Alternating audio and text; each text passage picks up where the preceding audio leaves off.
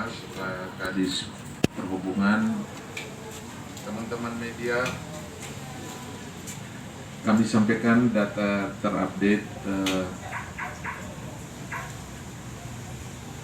tentang kriteria orang dalam pemantauan sampai dengan kondisi terakhir jam ini sebanyak 254 orang. Selesai pemantauan ada 26 orang. Yang dirawat hingga saat ini ada 7. Kemudian dari 254 orang itu sebagian besar melakukan karantina mandiri, isolasi diri di rumah sebanyak 221 orang. Kemudian yang dirawat 7, kondisi sampai dengan saat ini 228. Pasien dalam pengawasan PDP ada 1. Jadi kalau yang kemarin-kemarin semuanya ODP, sekarang pasien PDP-nya ada 1, dirawat di Rumah Sakit Komodo, Manggarai Barat. Kemudian dari yang dirawat di rumah sakit, saya rincikan, di Profesor Yohanes ada 4, di TC Hilir 1, di Umbura Rameha 1, di Rumah Sakit Ben Boy Ruteng 1, dan di Komodo 1. Sementara sampel yang dikirim ke Laboratorium Puslitbang Kementerian Kesehatan itu ada 19 sampel, dan dari 19 sampel 5 sudah kita ketahui hasilnya negatif, termasuk 2 sampel yang dirawat di Maumere dan pasiennya berasal dari Lembata. Hasilnya sudah kita peroleh hari ini dan sudah disampaikan ke para pihak. Kemudian 14-nya kita menunggu hasil dari sana. Teman-teman sekalian, besok akan dilakukan kegiatan on the job training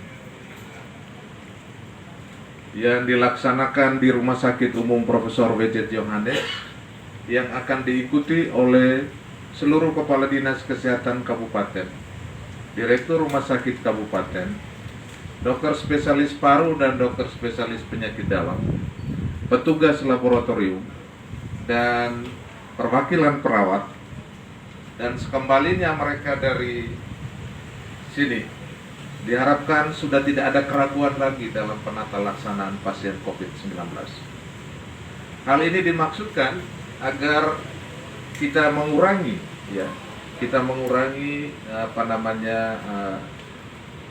kesimpang siuran informasi di dalam penata laksanaan. Itu yang pertama. Yang kedua, kegiatan itu juga di dalam kegiatan itu juga akan dilakukan simulasi penanganan pasien.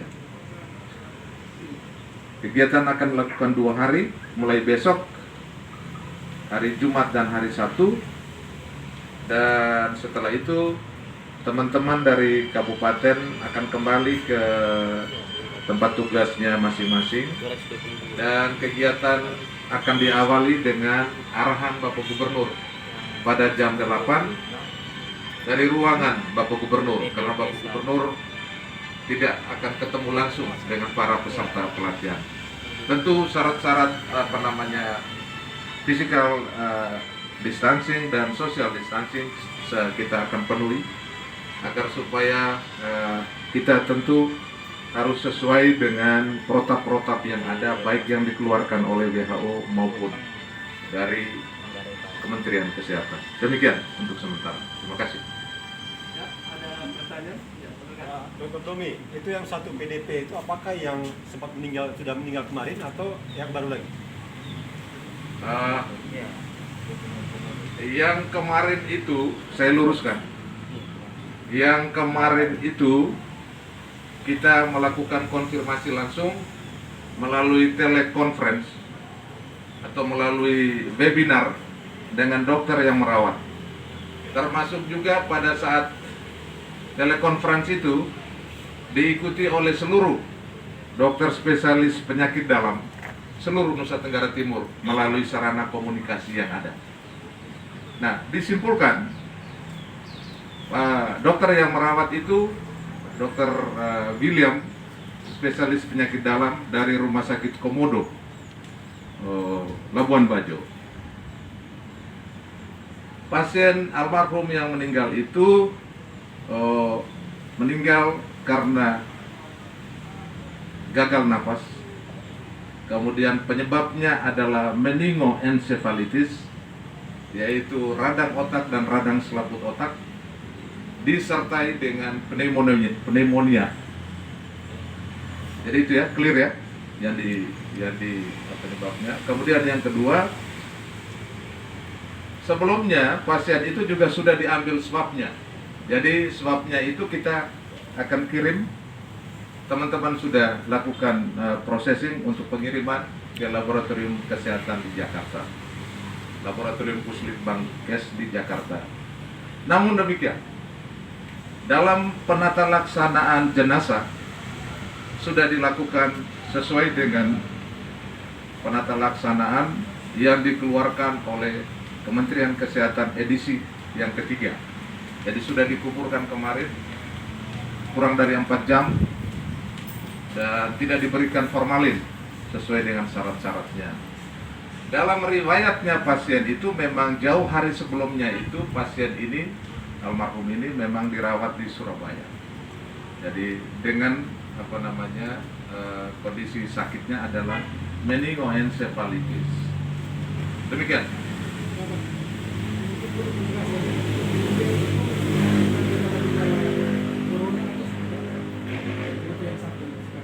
Ya, saya kira teman-teman media kita sudah bertemu kurang lebih hampir 2 minggu. Ya, kita tidak perlu sebetulnya berutak-atik di dalam terminologi ODP dan PDP. Saya kira teman-teman sudah paham.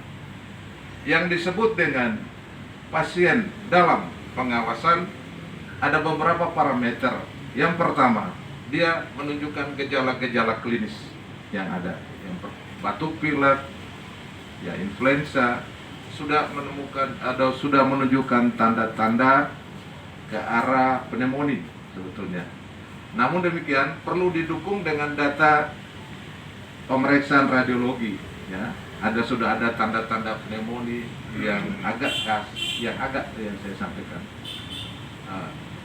Ke arah positif atau tidak harus ditunjang dengan pemeriksaan laboratorium, ya, pemeriksaan laboratorium, PCR dan lain-lain. Yang itulah yang kita selalu harus berkoordinasi dengan pusat untuk mengetahui apakah yang bersangkutan itu ke arah positif COVID-19 atau tidak. Demikian.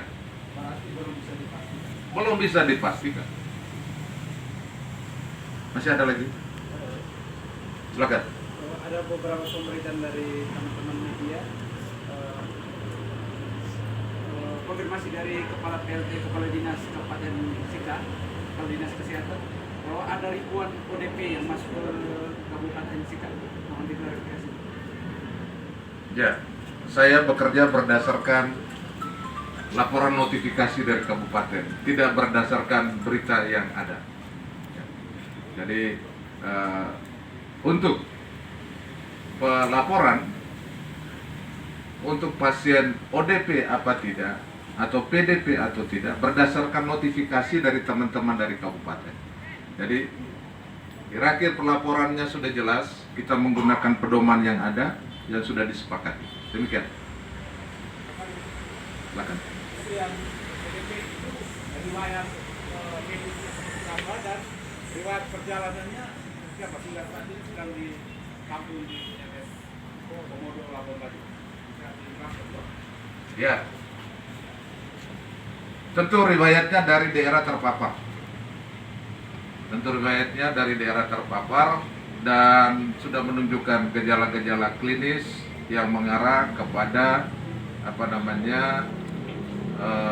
tanda-tanda demam, kemudian kemudian juga tanda-tanda lainnya. Namun demikian kita harus melakukan pemeriksaan lanjutan. Ada beberapa kondisi yang bisa kita lakukan perbandingan. Sebagaimana beberapa waktu yang lalu ada satu pasien yang dirujuk dari rumah sakit Eskalerik ke rumah sakit Yohanes. Ya. Dalam perjalanannya, setelah dilakukan perawatan dan dilakukan pemeriksaan laboratorium, ternyata pasien ini negatif COVID-19 dan pasiennya berangsur-angsur sembuh. Jadi soal PDP belum tentu dia pasti positif, belum tentu. Demikian.